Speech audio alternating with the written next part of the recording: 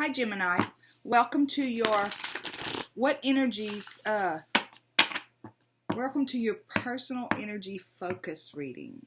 We're going to ask Spirit what energies you could be focusing on right now for your highest and best self. It's a general reading and a collective reading, so it's not going to resonate with everyone. So if it does not resonate with you, just check out your moon and rising signs, or perhaps another tarot reader would work. This is something I know that if you have a question, Spirit wants you to have the answer. Okay, God, guides, angels, archangels, Holy Spirit, I thank you so much for this community, and I thank you for giving us tarot as a tool. Show us what is the personal energy focus for Gemini at this time. What energies, what three main energies would it benefit them to be focusing on personally? Thank you for love, light, and prosperity, clear and concise messages, and clarification, confirmation, and validation. Okay, guys, let's see where we're at. Personal energy focus for Gemini. We have intuition, harmony, and throat chakra. Okay, Gemini, we're going to pull clarifiers from the Arcanum Tarot, and I'm just going to remind you, if you're not familiar with this channel, when I'm doing a personal reading or an energy for a reading for personal energy focus or anything like that, cards like this for me have nothing to do with a love coming in or something like that. This is about you. God, guides, angels, archangels, Holy Spirit, I thank you so much for Gemini. I thank you for tarot as a tool, and I thank you for giving us the ability to clarify what we're looking at. Show us clearly, why is intuition on the table? And what about harmony and throat chakra? Please show us, clarify for us what these energies are. We thank you again for clear and concise messages, love, light, and prosperity, and clarification, confirmation, and validation. Show us clearly why are these energies showing up on the table for Gemini. Okay. So intuition is getting clarified with a tower and justice. Harmony is being clarified with the Ace of Cups and the Page of Wands. And throat chakra is being clarified with the Seven of Cups and the Moon. Okay, so now we're going to go and look at your Oracle message from the Enchanted Map by Colette Baron Reed. We're going to take a look at the Oracle message, then we're going to get right back to this reading and see exactly what all this is about. God, guides, angels, archangels, Holy Spirit, thank you again for love, light, and prosperity, clarification, confirmation, and validation, and clear and concise messages. Show us the Oracle message for Gemini at this time, please. We're getting slow and steady. I love this card. And I said slow and steady. I think that's what it says. I have to put my glasses on.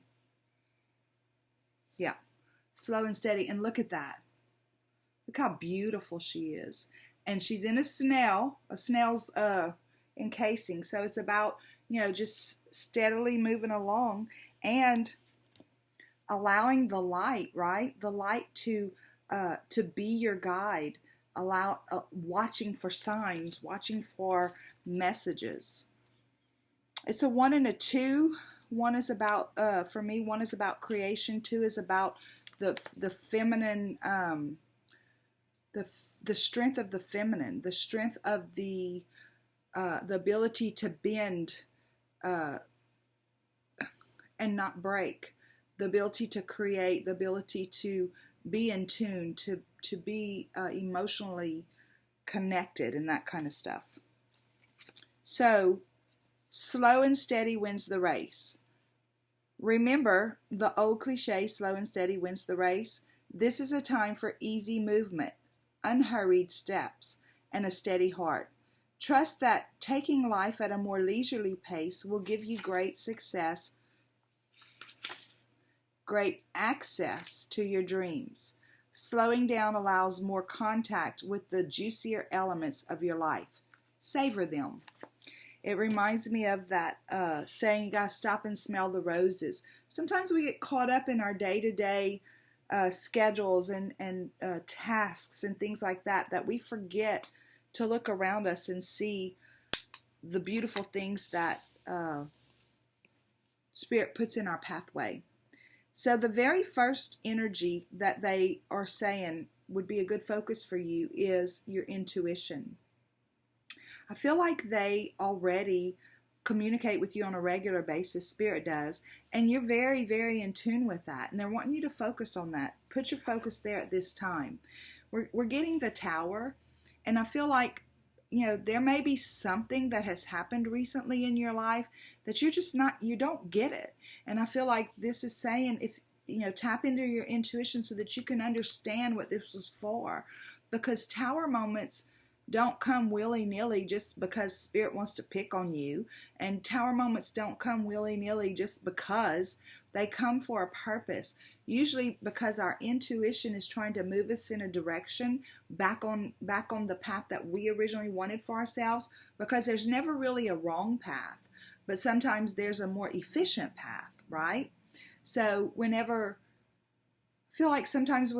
we're not listening, our guides or our angels or our archangels will give us a little Tower moment that helps put us back to a more efficient path for us to remain true to our soul's yearning, what our soul came here to do. It's being clarified also with justice. So for me, this is the message of the intuition, and it's almost like this is the advice of the message. And the advice is to find the balance, right? Justice is about, a lot of people read this card as a karma card, that, what goes around comes around, all that stuff. But she's blinded, right? So she's not going to look at it that way. She's not going to say blindly I just have to suffer things because blindly I had karma from 45,000 lifetimes ago. Sorry.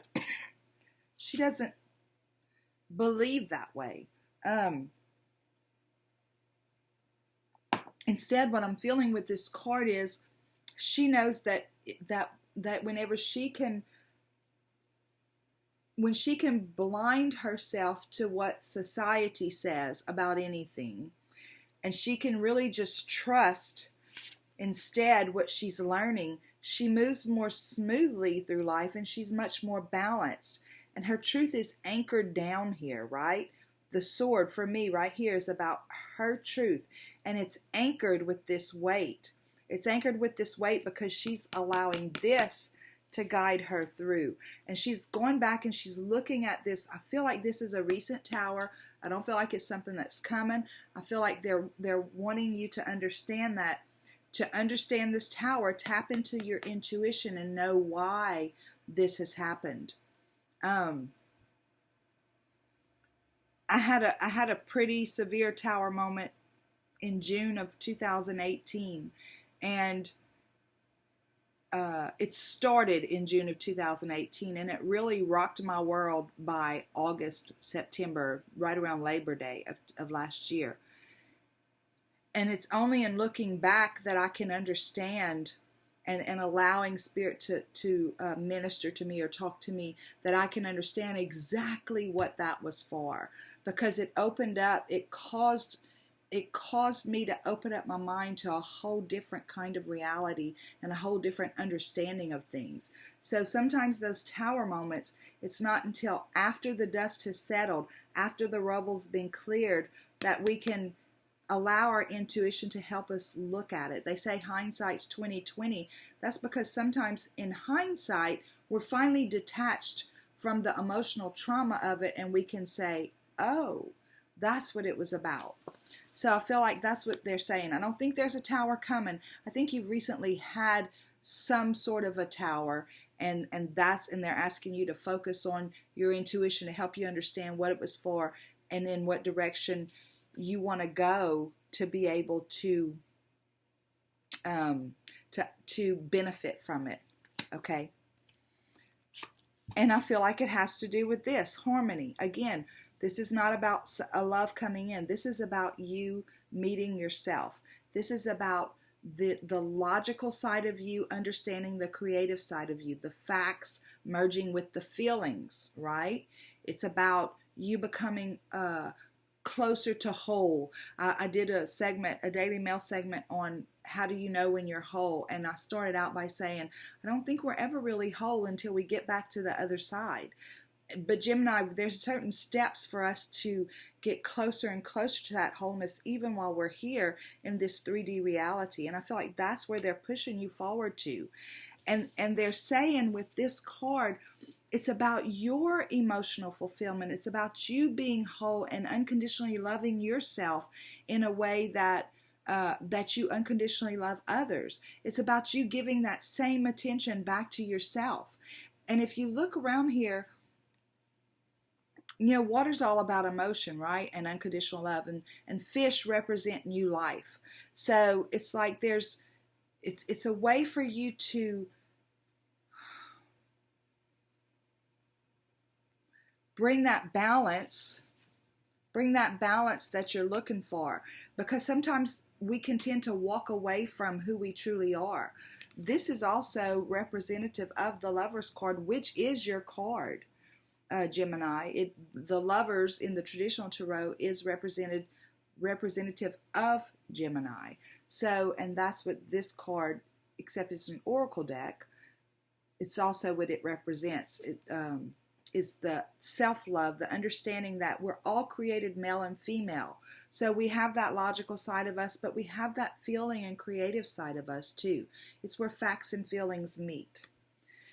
So this is about you finding your emotional fulfillment, right?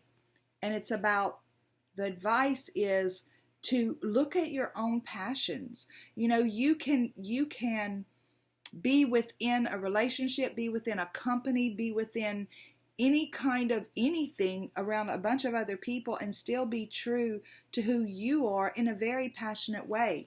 For me, the wands are about inspiration, passion, creativity. It's about communicating with spirit, allowing them to guide you and stuff like that. And the Page of Wands in particularly speaks on a more spiritual nature, is a bearer of a more spiritual message. So I feel like this is more about your spirituality, being true to who you are as a spirit being, because we're spirit beings having a physical experience. That's the saying, right? And it's true.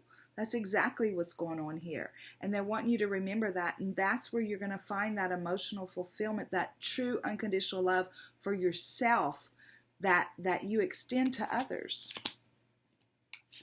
And here we go again. There's the throat chakra. So the throat chakra is all about ability to express yourself in your truth, in your wholeness, in creative ways, maybe speaking, maybe writing, maybe singing, or whatever that is for you, whatever that creative outlet is for you. It's for you to be able to express yourself in that creative way.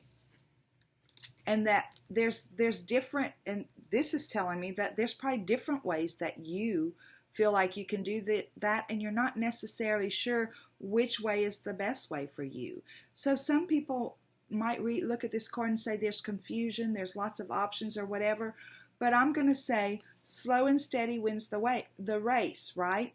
You don't have to have the answer that if you pick the wrong cup, oh no, it's over with and you just messed up. No.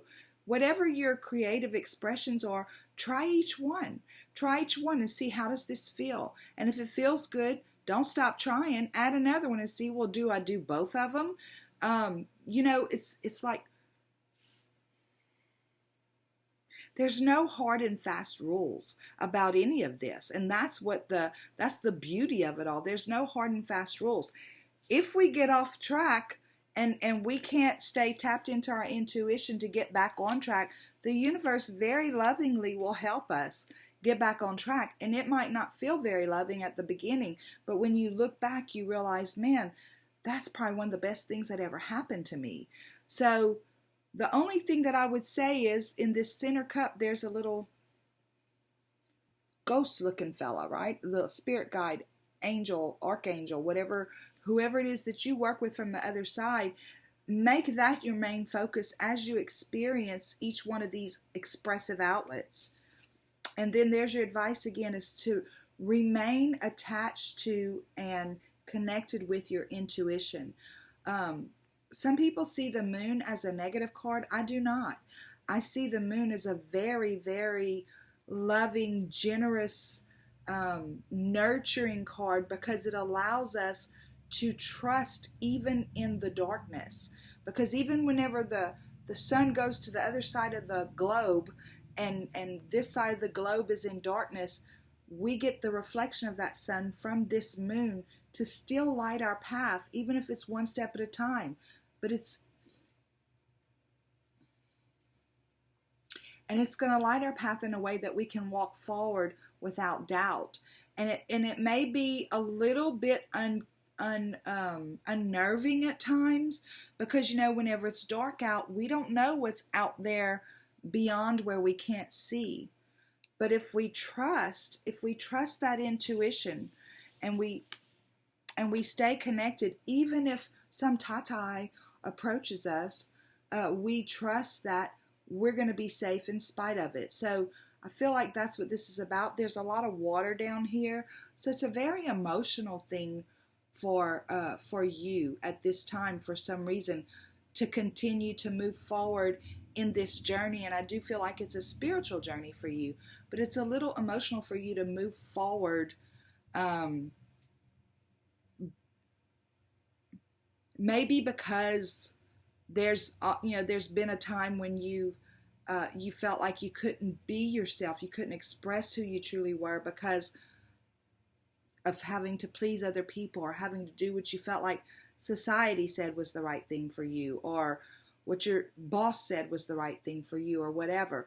But this is about you truly being okay. So I'm gonna go back to this card. In a love relationship, like whenever we get married, say, people get married, and we stand before the people, and we stand before the universe, and we say our vows to each other.